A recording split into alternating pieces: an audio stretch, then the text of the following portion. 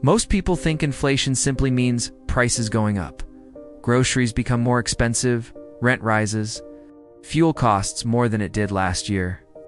But what if inflation isn't just an economic side effect? What if it's one of the most powerful financial mechanisms ever created? Because when inflation happens, something subtle occurs behind the scenes. Money doesn't just lose value. Wealth quietly moves from one group of people to another. And the strange part is, most people never notice it happening. So the real question isn't just why inflation exists. The real mystery is who benefits from it.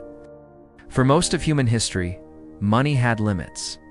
Coins were made of gold or silver, and the supply of those metals grew slowly. Governments couldn't simply create more currency whenever they wanted. This meant inflation existed, but it was usually small and temporary. But as economies grew and governments expanded, these limits became inconvenient. Wars were expensive. Infrastructure projects required massive spending, and raising taxes was politically unpopular. So financial systems began evolving. Paper money replaced metal coins. Banks expanded credit. And eventually, modern fiat currency systems emerged, money backed not by gold, but by government trust. This change created a new possibility. Money supply could now expand rapidly, and with that expansion came inflation.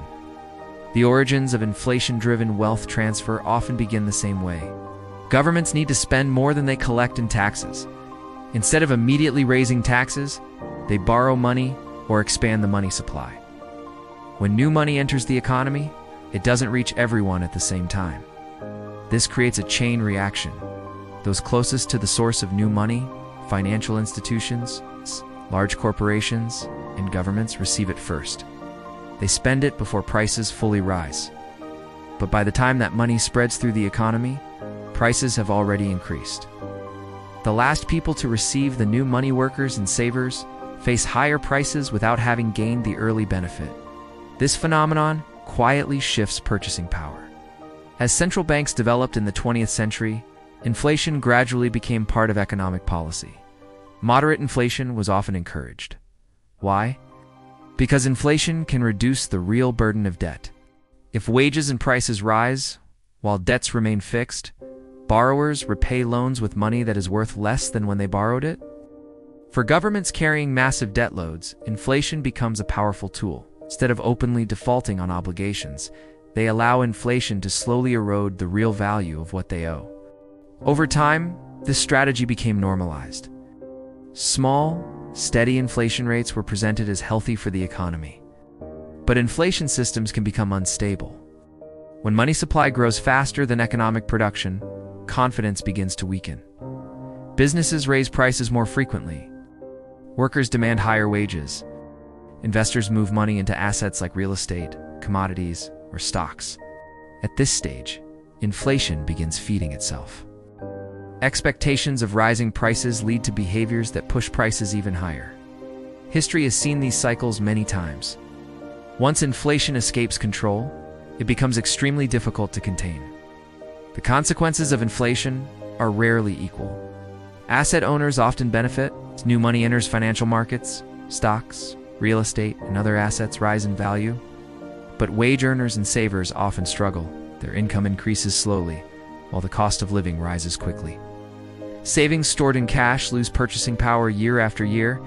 This dynamic creates one of the largest wealth transfers in modern economic history.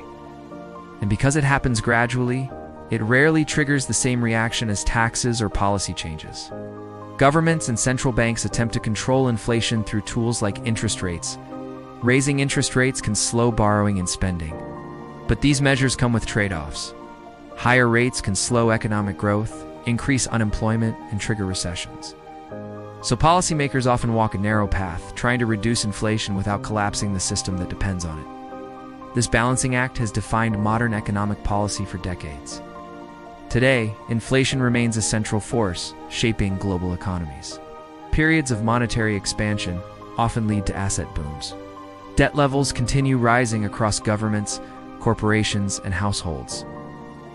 And whenever economic stress appears, financial systems often respond with more liquidity, injecting new money to stabilize markets. The cycle repeats: expansion, inflation, correction, intervention. Each round leaves the system slightly more dependent on monetary expansion than before. First, inflation doesn't affect everyone equally. It redistributes purchasing power across the economy. Second, inflation often reduces the real burden of debt, making it attractive to heavily indebted systems. Third, because inflation works gradually, it can shift wealth without triggering immediate public resistance. Inflation is often described as a natural part of economic growth, but when you examine its history, a deeper pattern appears.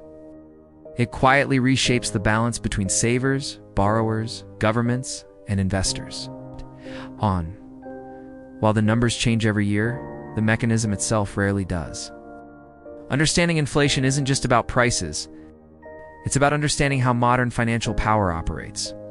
If you want to explore more hidden mechanisms behind money, central banking, and global debt systems, subscribe for deeper breakdowns. Because sometimes the biggest forces shaping the economy are the ones we barely notice.